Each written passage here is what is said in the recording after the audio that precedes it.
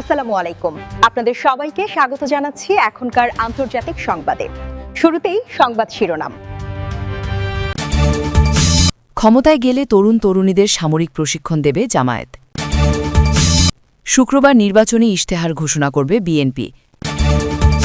তিস্তা মহাপরিকল্পনা বাস্তবায়ন হবে বলে জানিয়েছেন জামায়াত আমির। জামায়াত 10% ভোটও পাবে কিনা সন্দেহ, বললেন ফজলুর রহমান। এতক্ষণ শুনছিলেন সংবাদ শিরোনাম, এখন বিস্তারিত। ক্ষমতায় গেলে দেশের 18 থেকে 22 বছর বয়সী তরুণ তরুণীদের 6 থেকে 12 মাস মেয়াদী সামরিক প্রশিক্ষণের ব্যবস্থা চালু করবে বাংলাদেশ জামায়াতে ইসলামী।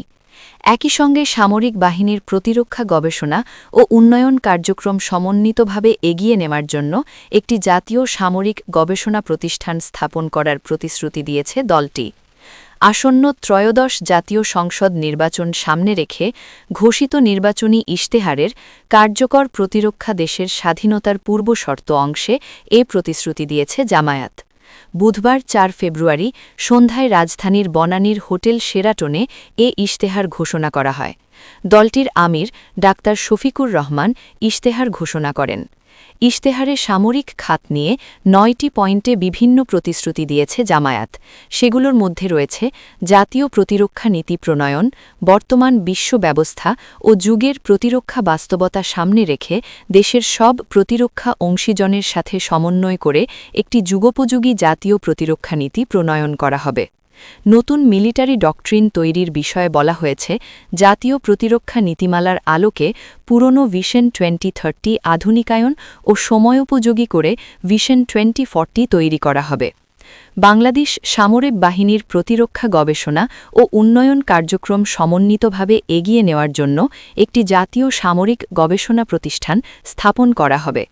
এ সংস্থার প্রধান লক্ষ্য হবে বাংলাদেশকে অত্যাধুনিক প্রতিরক্ষা প্রযুক্তিতে শক্তিশালী এবং গুরুত্বপূর্ণ প্রতিরক্ষা ব্যবস্থা ও সরঞ্জামগুলোতে আত্মনির্ভরশীলতা অর্জনে সব ধরনের গবেষণা সহায়তা প্রদান ও সমন্বয় করা। ইশতেহারে সামরিক বাহিনীর বাজেট বরাদ্দ বৃদ্ধি ও আধুনিকীকরণ বিষয়েও স্পষ্ট প্রতিশ্রুতি রয়েছে। এ প্রসঙ্গে বলা হয়েছে, দেশের সার্বিক সামরিক সক্ষমতা বৃদ্ধি ও নিজস্ব সামরিক প্রযুক্তি অর্জন, বিকাশ ও সুদূর প্রসারী সক্ষমতা সুদৃঢ়করণের লক্ষ্যে প্রতিরক্ষায় যাতে ব্যয় পর্যায়ক্রমে বাড়ানো হবে। নিজস্ব সামরিক সক্ষমতা অর্জন ও প্রযুক্তির বিকাশ সুদৃঢ়করণের বিষয়ে বলা হয়েছে যে 100% সামরিক আত্মনির্ভরতা অর্জনের লক্ষ্য সামনে রেখে সামরিক সরঞ্জাম উৎপাদন ও প্রতিরক্ষা প্রযুক্তি অর্জন নিশ্চিত করে 2040 সালের মধ্যে উল্লেখযোগ্য পরিমাণ অস্ত্র দেশে তৈরির সক্ষমতা অর্জন করা হবে। গোয়েন্দা সংস্থাগুলোর আধুনিকীকরণ করা হবে উল্লেখ করে বলা হয়েছে, রাষ্ট্রীয় ও সামরিক নিরাপত্তা নিশ্চিতকল্পে সামরিক গোয়েন্দা সংস্থাগুলোর আধুনিকীকরণ, সংস্কার ও পুনর্বিন্যাস করা। ইশতেহারে আরও উল্লেখ করা হয়েছে, স্বেচ্ছাসেবী হিসেবে সামরিক প্রশিক্ষণ বিষয়ে 18 থেকে 22 বছর বয়সী তরুণ তরুণীদের জন্য 6 থেকে 12 মাসের একটি সামরিক প্রশিক্ষণের ব্যবস্থা চালু করার প্রক্রিয়া অগ্রাধিকার ভিত্তিতে বিবেচনা করা হবে। দেশের জনসংখ্যার অনুপাতে পর্যায়ক্রমে সেনা সদস্য সংখ্যা বাড়ানো হবে। সীমান্তে মাদক চোরাচালান সহ সব প্রকাশ্য অবৈধ ও অপরাধমূলক কাজ প্রতিরোধে সীমান্তরক্ষী বাহিনীর সক্ষমতা বাড়ানো হবে। আসন্ন ত্রয়োদশ জাতীয় সংসদ নির্বাচনকে সামনে রেখে আগামী শুক্রবার 6 ফেব্রুয়ারি নিজেদের নির্বাচনী ইশতেহার ঘোষণা করতে যাচ্ছে বাংলাদেশ জাতীয়তাবাদী দল বিএনপি। বুধবার 4 ফেব্রুয়ারি সন্ধ্যায় দলটির মিডিয়া সেলের আয়োজক অধ্যাপক ডাক্তার মওদুদ হোসেন আলমগীর পাভেল গণমাধ্যমকে এই তথ্য নিশ্চিত করেছেন।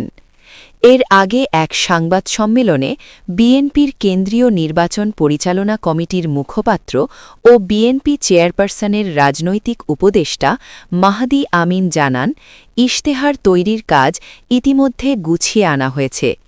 তিনি উল্লেখ করেন, বিএনপি বিভিন্ন শ্রেণী পেশার মানুষের মতামত এবং নিজেদের পূর্বঘোষিত 31 দফা ও 27 দফার আলোকে দেশব্যাপী নানা কর্মসূচি পালন করেছে। সেই অভিজ্ঞতার ভিত্তিতেই এবারের নির্বাচনী ইশতেহার চূড়ান্ত করা হয়েছে। উল্লেখ্য, নির্বাচন কমিশনের ঘোষিত তফসিল অনুযায়ী আগামী ১২ই ফেব্রুয়ারি ত্রয়োদশ জাতীয় সংসদ নির্বাচন অনুষ্ঠিত হওয়ার কথা রয়েছে।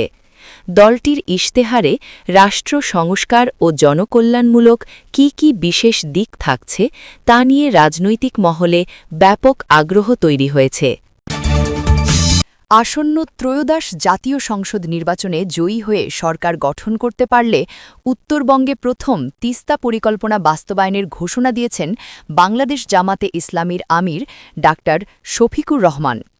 জামাত আমির বলেন, তিস্তা তো এ অঞ্চলের মানুষের নিয়ামত ও অহংকার হওয়ার কথা ছিল। এখন তিস্তার নাম এক সাগর দুঃখ। আমরা কথা দিচ্ছি বিইজনিল্লাহ তিস্তাকে জীবন দিব ইনশাল্লাহ। বুধবার ৪ ফেব্রুয়ারি দুপুরে নীলফামারীর ও লালমনিরহাট জেলা জামায়াতের যৌথ আয়োজনে নীলফামারী ও লালমনিরহাট জেলার সীমানায় অবস্থিত দেশের সর্ববৃহৎ সেচ প্রকল্প তিস্তা ব্যারাজের দালিয়াস্থ হেলিপ্যাড মাঠে ১১ দলীয় নির্বাচনী জনসভায় প্রধান অতিথির বক্তব্যে ডাক্তার শফিকুর রহমান এসব কথা বলেন।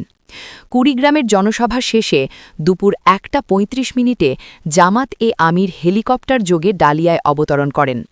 এ সময় আমিরে জামাতকে আগামী দিনের প্রধানমন্ত্রী আখ্যায়িত করে জনসভাস্থল স্লোগানে মুখরিত হয়ে ওঠে।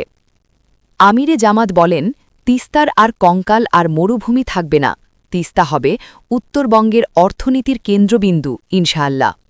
এখান থেকে হাইড্রো পাওয়ার হবে, এখানকার পানি সারা উত্তরবঙ্গকে উর্বর করে তুলবে।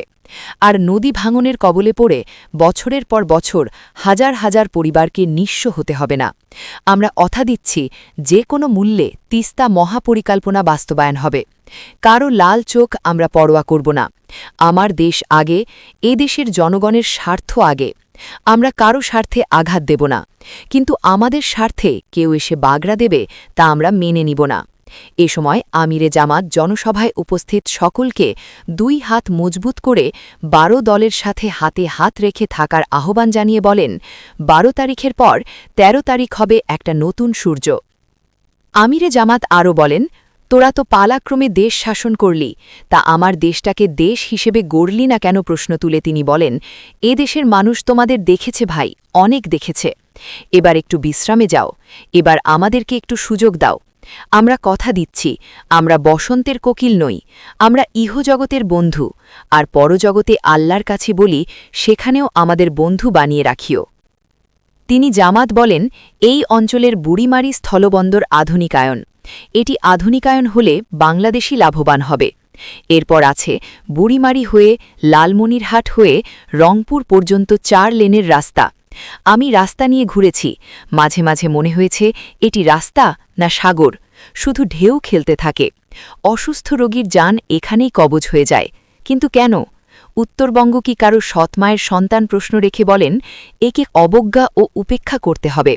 আমরা কথা দিচ্ছি বঞ্চিত এলাকা থেকে বাংলাদেশের উন্নয়নের বিসমিল্লাহ হবে। কিশোরগঞ্জ ৪ আসনের বিএনপির মনোনীত প্রার্থী অ্যাডভোকেট ফজলুর রহমান বলেছেন, ভোট যদি হয় জামায়াত ১০% ভোটও পাবে কিনা সন্দেহ। কে ওদের কর্মী, কে ওদের ভোট দিবে? মঙ্গলবার ৩ ফেব্রুয়ারি সন্ধ্যায় কিশোরগঞ্জ ৪ আসনের অন্তর্গত মিঠামইনের ঢাকি ইউনিয়ন বিএনপির উদ্যোগে আয়োজিত নির্বাচনী জনসভায় এসব কথা বলেন তিনি। ফজলুর রহমান বলেন, জামায়াত ক্ষমতায় গেলে ইটনাতে ৫ জন, মিঠামইনে ১০ জন, অষ্টগ্রামে ৫ জন পাকিস্তানি মিলিটারি বসবে। আর জামায়াতের রাজাকার আল বদররা মিলে এই দেশটাকে আবার ১৯৭১ বানাবে। মানুষ রাস্তায় হাঁটতেও পারবে না।